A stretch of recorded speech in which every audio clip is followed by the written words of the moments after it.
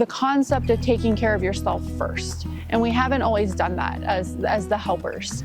But instilling that into our courses and laying a really good foundation here in the program is essential for not only our students, but also in modeling that as faculty.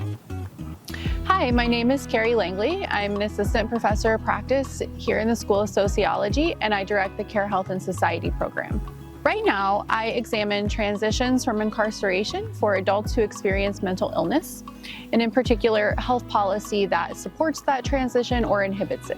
Several years ago, when I was serving in the military as an Army nurse, I had the opportunity to work and direct a research study.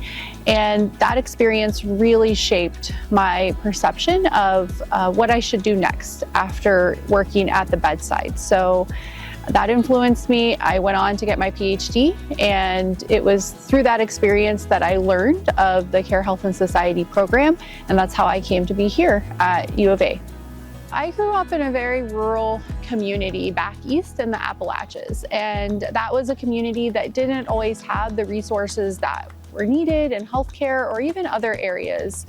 So that really shaped my perspective, and then coming into healthcare as a nurse and getting my initial training in that community, and later serving as a public health director here in the Southwest, that really shaped how I feel healthcare should be delivered, being easy and accessible by design, and that carries through in how I approach situations.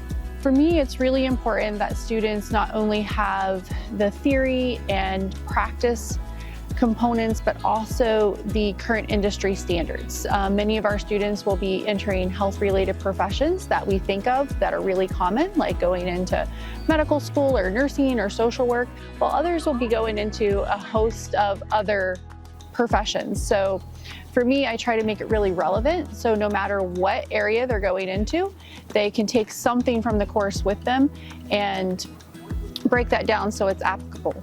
For me, one of my most memorable moments in teaching is being able to, I recall a student being able to work with them when they really connected and found something that was meaningful for them.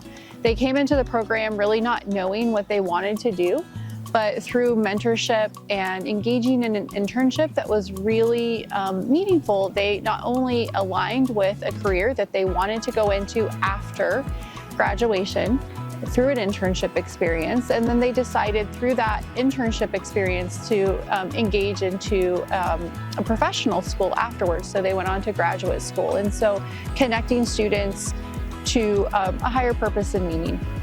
It's really important that you take risks and that you be able to make a decision.